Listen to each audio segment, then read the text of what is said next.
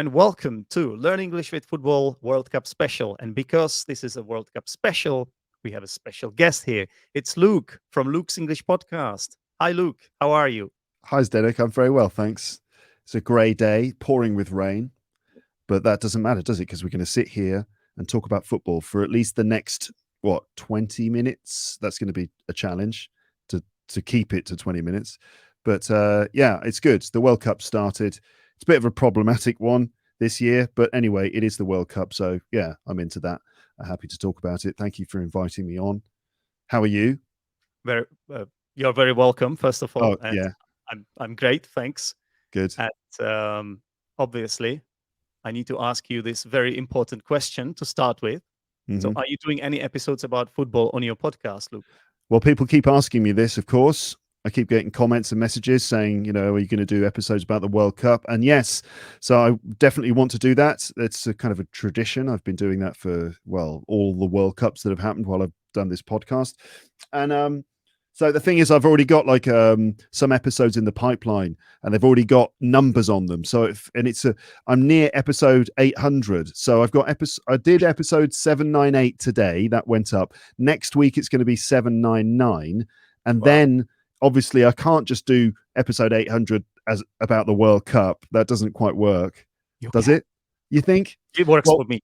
What I was thinking of doing is doing some sort of, I don't know, ramble for episode 800. So I think the World Cup ones will be bonus episodes that won't have numbers on them.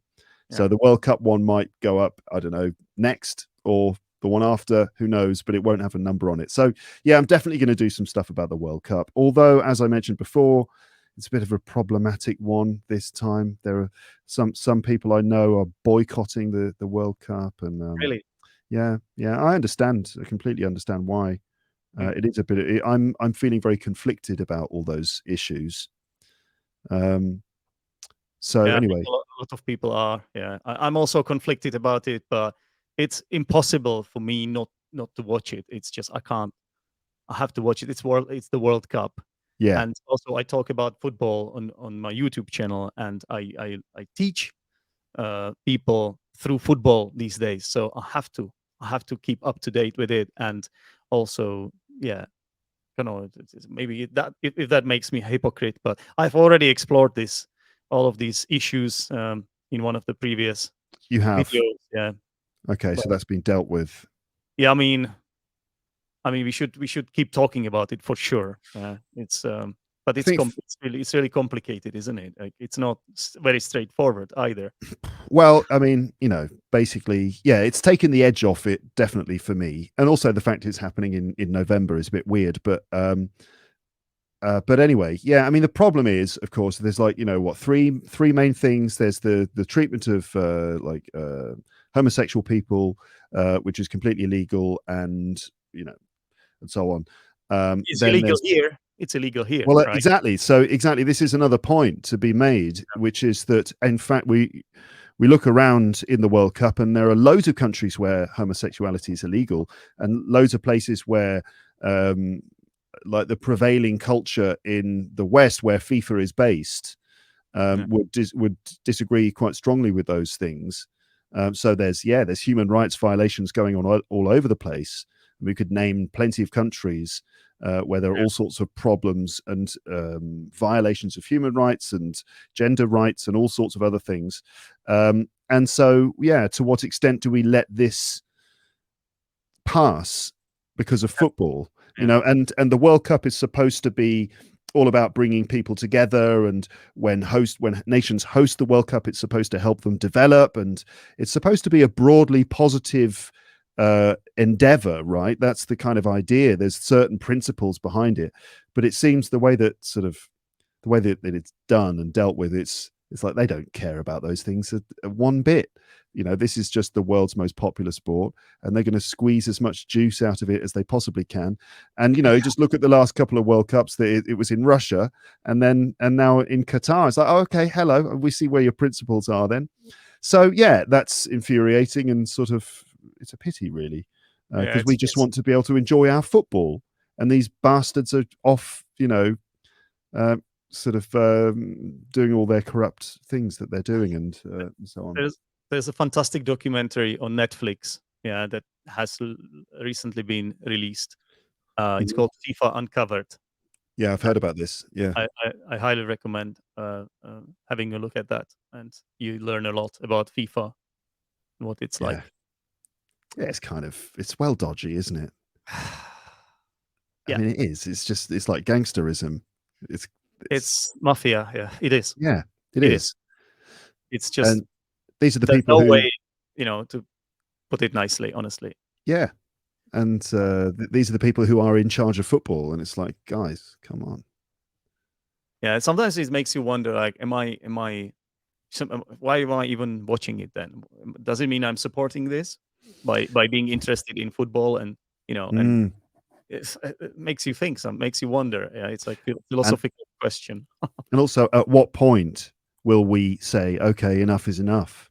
You know, like we do love watching 22 men kicking a football around a green rectangle for 90 minutes. I mean, we do love that, we love to see who's the best, right? I mean, that is compelling stuff. Which country's the best? But when are we going to say, all right, well, you know what? I'm willing to forego that excitement because I just think that these things are too important. So yeah, we all feel a bit dirty and degraded by this whole experience, frankly, because here we are talking about all this stuff, and then we're like, but anyway, let's talk about the Yeah, way they kicked the ball. yeah, So exactly. I don't know. it's It's hard, yeah, it's because really hard. It's really hard. But it only I goes to wish. show that everyone is a hypocrite in a way, right? It's almost impossible not to be a hypocrite in this world. Yeah, but you're sort of it's not our fault, is it? I mean, it's like if they could just stop being naughty, that would make life so much better and easier for everyone. Instead, we're just being sort of forced into this corner. Um, yeah, but anyway, um, Yeah, it's hard to know how to deal with it and to talk about exactly, it and move on and all the rest of it. exactly. I would just like to say I would just prefer it if in this world people were just nicer to each other and didn't sort of persecute each other for whatever reason, and that there was a bit more fairness, and that FIFA were a better representation of this wonderful game of football that we love so much.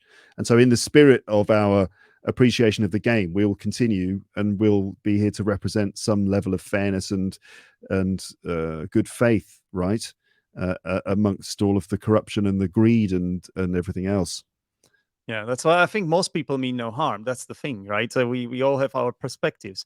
I certainly think I'm trying to be fair about all this, but then I make mistakes when I talk about this, and people misinterpret me as well, and it's just my perspective, right? Or European Eurocentric perspective as well, right? Little bit, let's be honest. So it's really hard to talk about this even and to approach it in the right way. I try to Mm, be inclusive. For me, I can't stand racism, discrimination in any form, or violation of human rights. So I stand for that. But there's then, the workers, of course. yeah, but it's not just that. But then you have people in countries where they have a different outlook, and then they consider whatever is happening in our part of the world as unfair to them. Why is it that they are poor, so poor they don't have even money to buy food, and they're starving and all that? We have parts of the world like that, and then they're gonna point out to what has happened in the past, right? Slavery and colonization, and it's also political. I don't think you can avoid Yeah.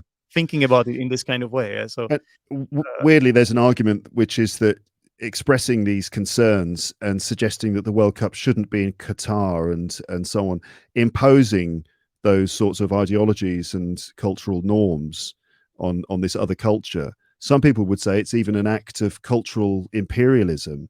It's mm, some sort of new form of imperialism where instead of actually going there, you impose all your values on the place instead. And if they don't sort of play by the rules of those values, then they don't get to be part of the party. They don't get to host the World Cup and so on and so forth. Maybe having the World Cup there will somehow temper the extremism that happens. There's also religion involved. It's a bloody yeah, minefield, yeah, isn't it? yeah. This topic. But we said what we've said, that we're here to kind of talk about football, and with the hope, holding the flag for fairness and reasonable behavior and treatment of others. Let's not let that deny us our football, shall we? Exactly. So now that this is out of the way, let's talk about football. So Luke, you are supporting digested England. that one. Oh, it went down a little difficult, but am I supporting England? Yeah, of course I am. Yeah, definitely. No, I'm keenly supporting England as usual. What else is there to be said about that? I mean, that's what you'd expect.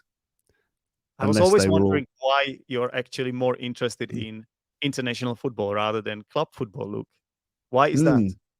I think that with the club football, it's because I never attached myself to one club, because I moved around a bit when I was younger and never sort of attached myself to a club, which is against the rules of football. Yeah. Of being a football fan, you have to have a club. Like, oh, who do you support? Oh, you got to name a club, and also you got to have. Sorry, Tottenham. Tottenham.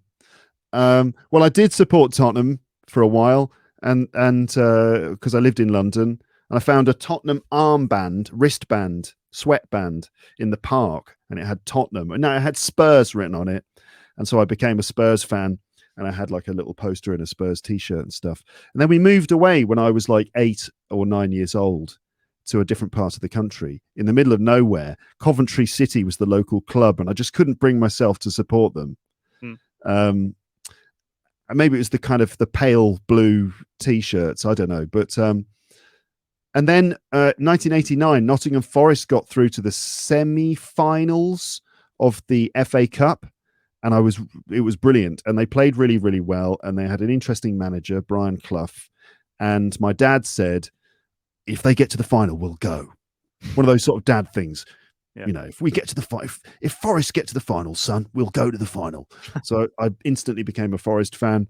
The next year they did get to the final, and we went to see them. So I was, of any team, it was Forest, 1989 to 1993, pretty much. Well, they're back in the Premier League now. So yeah, and I completely lost interest in 1993 when I started to be interested in other things. And so I've got no idea anything at all about Nottingham Forest. I'm not a fan. I like Liverpool these days. I just like the team, and I like the story, and like the city. But yeah, maybe that's the reason I don't. I'm more interested in international football, because my club is England. Basically, I'm an England supporter. So that's when I always tune into football. I don't have like the TV channel for watching the Premiership, so I just tune in for the World Cup. Thanks. So you tune into the World Cup. So I tune in for the World Cup. In order to So I tune out of football during the season, and then I tune in when the World Cup or the Euros happen. Okay, so I assume you saw the match against Iran. Yeah, I did. Yeah. That was good. That was a nice surprise. I was expecting England to win maybe 1-0, something like that. I don't know. I just felt like Iran were going to park the bus. There's a nice expression for you. I thought that Iran would just park the bus, and that England would be their usual sort of conservative, unimaginative selves.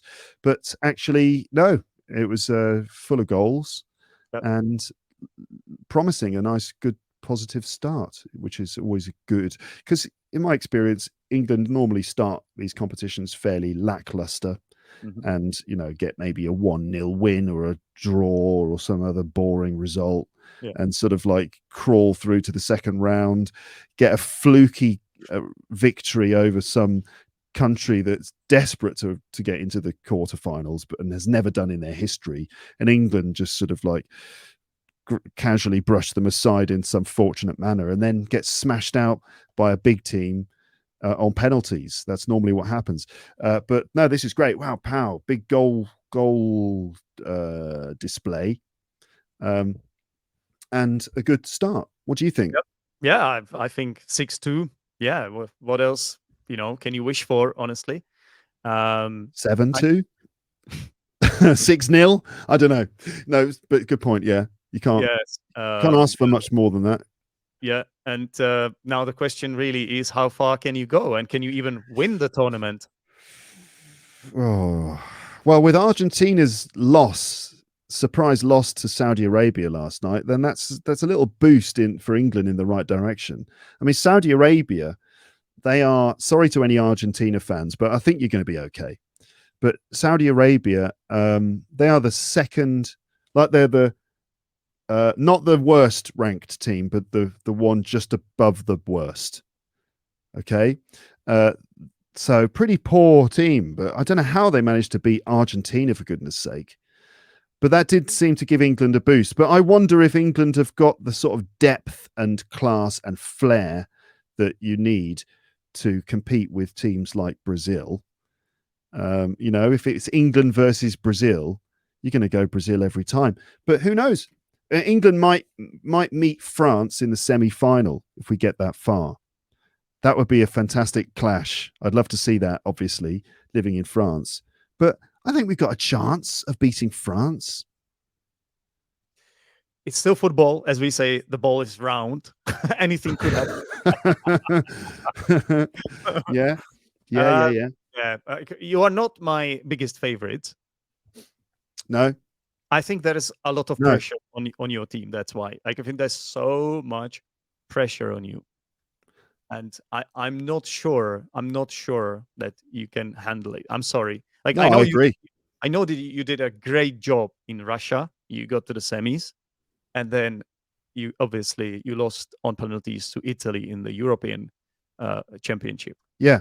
I'm still not convinced. I'm still not convinced. When I see the defense, I'm still not convinced. You have got some fantastic player, in particular, Bukayo Saka from Arsenal and Declan Rice. Those are my two favorite players from the team. Declan Rice of West Ham. But I'm not sure. I'm not sure your team is well balanced. You know, like there are some positions where players are out of form, don't even play for the club, like Maguire, or not sure about Shaw either. So yeah, of course, it's England. It's shaky.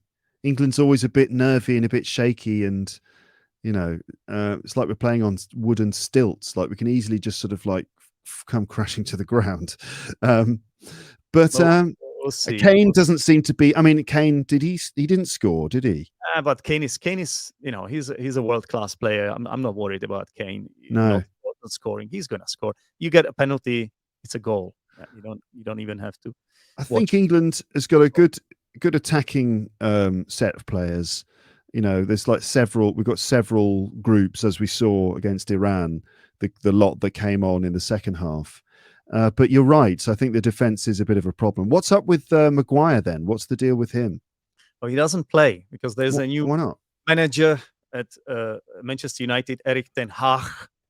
You have to pronounce it with Den Haag. Yeah. It's a Dutchman. Yeah. And well, he doesn't really favor him. And Gareth Southgate has been very loyal to him, despite a lot of criticism from the media, from the fans. He has become he's become almost like a scapegoat, or no, like it has been like a witch hunt on Maguire, like, by the media, by the fans. It's kind of nasty, like almost like bullying, you know. Why? Why not? He comes across a little bit clumsy as a player. He's like this big guy, you know. And well, he doesn't kick the ball that well.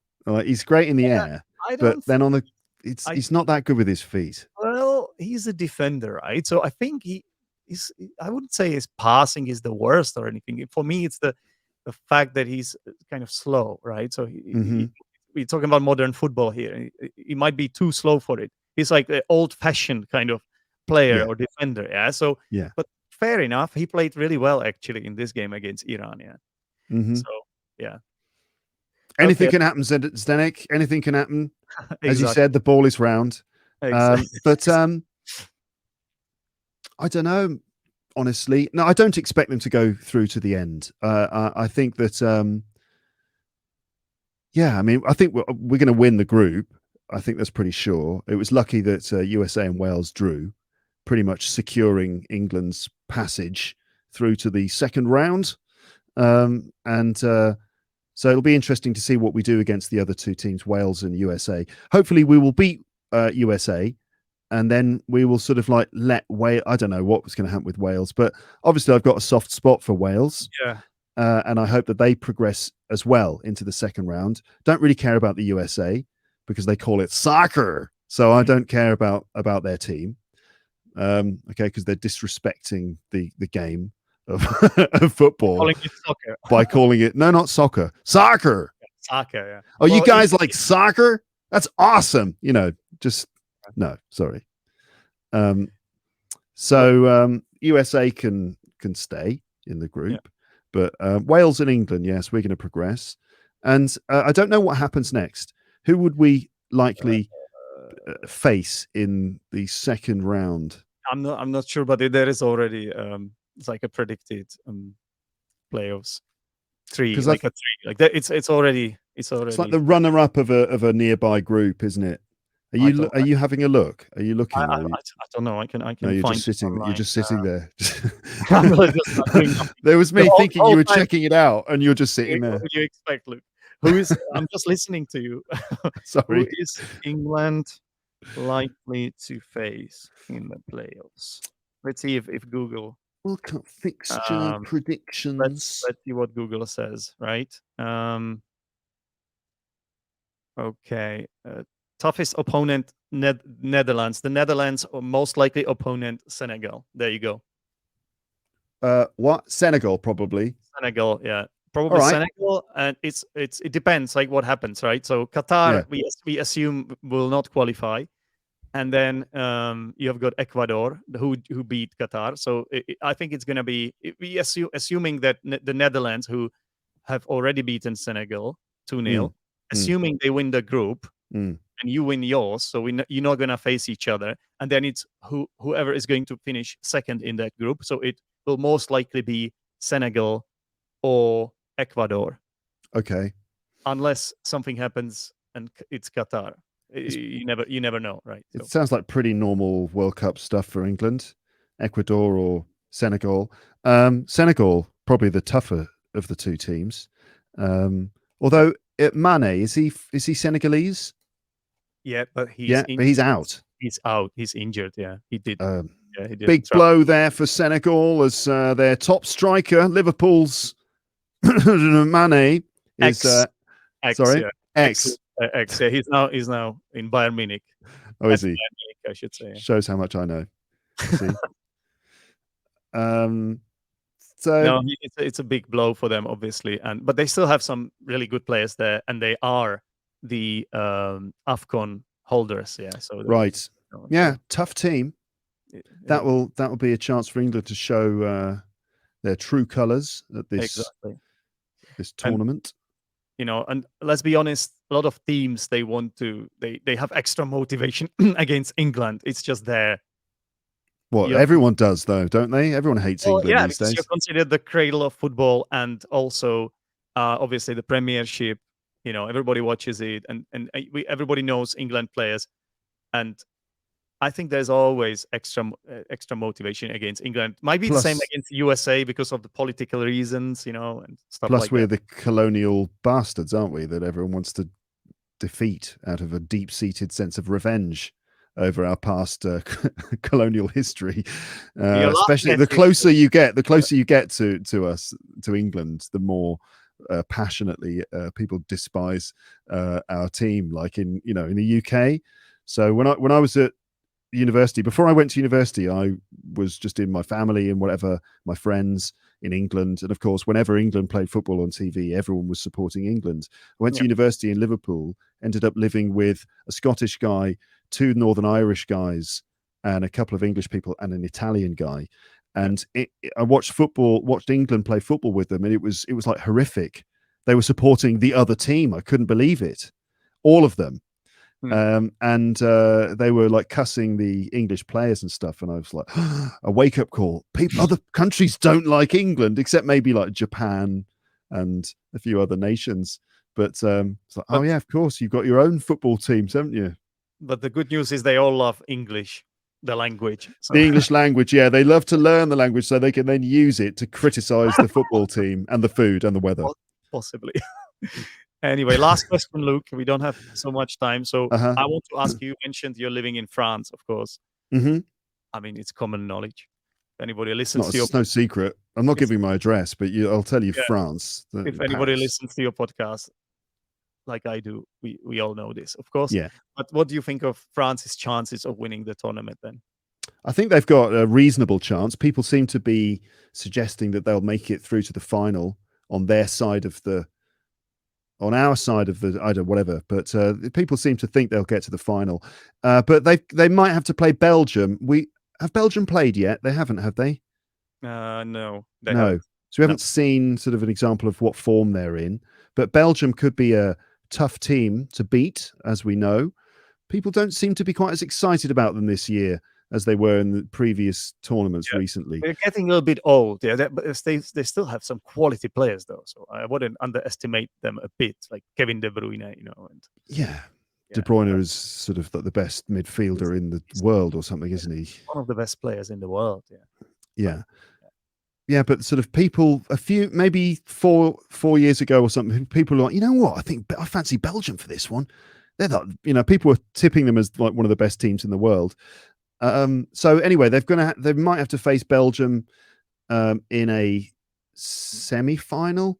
I don't know. Anyway, but France, so they could go all the way. They looked pretty good yesterday against Australia, despite conceding an early goal. But they look pretty good. I mean, obviously they've got a problem in the midfield because they're missing a couple of key players, Pogba and Kante, who are really important for them. Exactly. And now Karim Benzema also got injured. Yes. I think one day before the World Cup started, something like that. Suspiciously conveniently checked out of the World Cup in Qatar. I don't know what that's about. A questionable character is Benzema. Yeah. But anyway, so France have lost a couple of key midfield players, and they're really, really good and important players. So can they do it without them? Probably not, to be honest. When it comes down to it, I mean, who's going to win this? Brazil, probably. It depends. If Argentina get their act together, they could do it. Well, Germany. It's going to be hard. Germany is Germany, right? So it's always, Germany normally wins this sort of situation, doesn't it? Belgium, we said, a bit old. France, they've got no midfield. England, just a bit sort of wobbly. Who else is there? Netherlands are potentially quite strong. Oh, we mentioned Belgium, and they are actually in the second place of the FIFA World Ranking. They are. Yeah. So it goes Brazil, Belgium, Argentina, France, England, Italy, and they're not even in it. Yeah. big drop off, isn't there, between 5 and 6 on the list? It's like kind of like in terms of quality. Brazil, Belgium, Argentina, France, England. Italy. Sorry, I'm just making fun of any Italian listeners. That's okay. I think they're getting a lot of this, and now and obviously it's your revenge after exactly after you lost the yeah, you've got the Euros. You should be happy. Now sit down. Yeah. Yeah, and so I don't know who. Sorry, I don't know who else is a potential winner of this. Spain is Canada. I'm back in Canada. I've got another soft spot for Canada, I have to say, because it's not often you see Canada in the World Cup, eh? You never see Canada up there, so that's nice. I hope that Canada do well. Exactly. Yeah. But sorry, you were saying I was mentioning Spain, that people don't seem to mention them. Like actually Portugal, like when the Czech Republic played them in the Nations League, the Portugal looked so much better than Spain. Yeah, that's right. We haven't mentioned them, Spain and Portugal. Because it looks like Portugal have a better team right now, and Spain have a young team, but they're still Spain. They can play football, so they can play football. That's right. That's how they got in the competition. They know the rules. They've been shown. They've been shown the rules. So,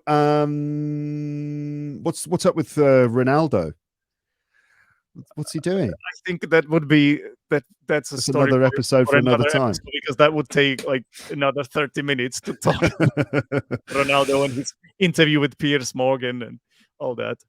I'm sure you Crazy. have heard it. I'm sure you have heard some bits of pieces of that. I don't actually know specifically what he said, but I think it's something like, "I'm great," and Manchester United doesn't realize how great I am. A lot And of Manchester things. United was like, "See ya." Seemed to be a bit harsh. Yeah, he's just Ronaldo, an Yeah. egomaniac, an excellent player, and undoubtedly one of the best players that have ever played football. But he's also an egomaniac. Yeah, I thought he was all right for about 5 minutes, when he moved the Coke bottles out of the way. I was like, Ronaldo's all right. But no, he's a dick. So, Yeah. there you go. I mean, this is like the equivalent of him stripping his shirt off and showing his body, isn't it? It's just like now he's getting towards middle age. He can't keep doing that. So he has to go on Piers Morgan and sort of do the same thing, but with words. What can I say? I'm conflicted about that player, just like I'm about the World Cup. Luke, it's been an absolute pleasure to have you here. It got out of hand as we expected. Because Yes. whenever I do these, I'm like, I want to keep it only up to 15, 20 minutes max. But then if I invite Luke, never happening. I'm sorry. That's okay. Thank you It's for my fault too. inviting me. My Thanks for fault. inviting me. It's been great. I love talking about football, even though I don't follow a club. I do love talking about football. I will be doing more of this. That's it. I'm going to stop talking now. That's fantastic. So we can find these episodes on your website. These episodes about football. The potential future episodes, you will be able to find them on Luke's English podcast. Great. Get it wherever you get your podcasts. Fantastic. Thanks again, Luke, and have a good one. And Cheers. now I'm going to obviously do the language corner bit. So stay tuned for that. Thanks, Luke. Bye.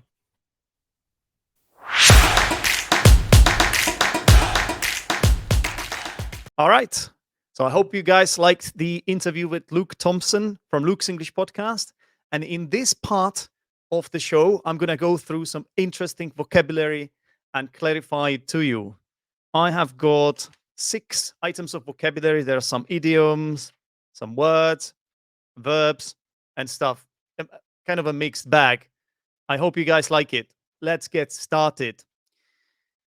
At the beginning, we talked about some of the issues surrounding this World Cup, and Luke said that hosting the World Cup is supposed to be considered a broadly positive endeavor. So I'm looking at the word endeavor here. What does it mean? What does endeavor mean? It's like an attempt to achieve something, to achieve an aim. It's a try to do something. I was looking for some interesting synonyms, and this is what I found: venture, attempt, try, effort. And for me, the way Luke used it in this context, it also sounds similar to the word initiative. Okay, so what do you think? Is this an interesting endeavor? Is this a positive endeavor? What do I mean by this? Recording these videos where I am explaining and clarifying vocabulary from context, from the actual interview. Yeah, you can also write comments using this vocabulary that I'm teaching you here. Okay, then later I asked Luke, did you see the match against Iran? And he said he did, of course, and he also talked about his expectations. He said, I thought that they were gonna park the bus, they meaning the Iranians. So if you park the bus, that's quite a cliche phrase used in football. And I don't know if it's used outside football, to be honest with you. It's mainly for football. And if you park the bus, you use a very defensive tactic. Yeah, you defend a lot. Almost all your players are on your half, and you play on breaks, and you don't really venture out much. Yeah, you stay back, you sit back, as we say. So to park the bus. Can you think of some teams in the Premier League or on the international scene as well that tend to park the bus? If you can think of anyone, again, you can leave comments as well. Obviously, usually the teams that park the bus are the underdogs because they don't have so much quality, so they need to compensate by playing more cautiously, more carefully. And sometimes it yields results. We have seen a lot of examples when teams park the bus and then they manage to score on the counter attack. So that's to park the bus. Okay, then we were discussing England's possible opponents in the playoffs, in the knockout stages, and it looks like the most likely opponent is either Ecuador or Senegal. Okay, so that's what I told Luke. It looks like it's going to be Senegal, and Luke responded by saying, "Tough team." Yeah, tough team. That will be a chance for England to show their true colors. So this is an idiom, to show your true colors. An idiom. An idiom is an expression in the language where if you look at the individual words, they don't have the literal meaning. Rather than that, they have a new meaning as a group of words. So if you show your true colors, that essentially here it means that you show your real character. In this particular case, it means that you show what you are really made of as a team. Often this one is used in a negative sense as well. If someone shows their true colors, it's used when perhaps someone was not behaving in the way that sort of reflects who they really are, and then at some point they show their true colors. They do something not very nice, let's say something mean, and then you can say, this is who they really are. So often it's used in this kind of way, but the way Luke used it, I think it just means to show your real character. Okay, moving on. Yeah, we were talking about the fact that everyone hates England. Yeah, a lot of nations, sort of countries don't really like England, and when they play against them, they have extra motivation to perform, to show that they can compete against England. Okay, and I suggested a reason for this by saying yes, because they are the cradle of football. So if you are the cradle of something, that means that it was your country where something was made, right? It's your country. Your country was the place where something started. Can I think of more examples? Something ridiculous. I guess America was the cradle of capitalism. I don't know if it's even true, but okay, these are some examples how you can use the word cradle.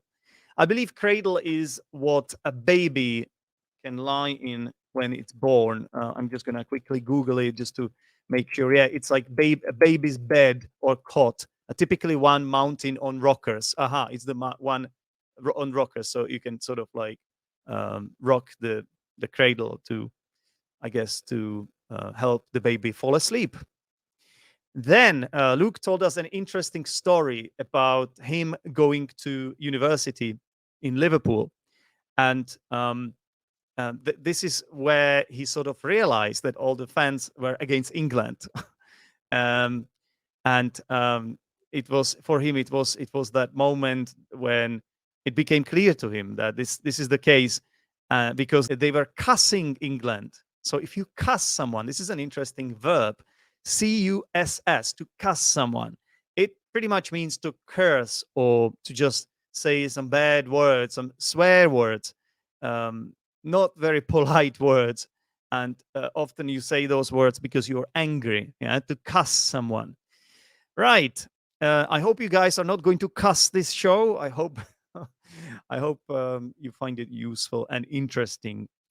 Yeah, and then there is one more item of vocabulary, and then we are done.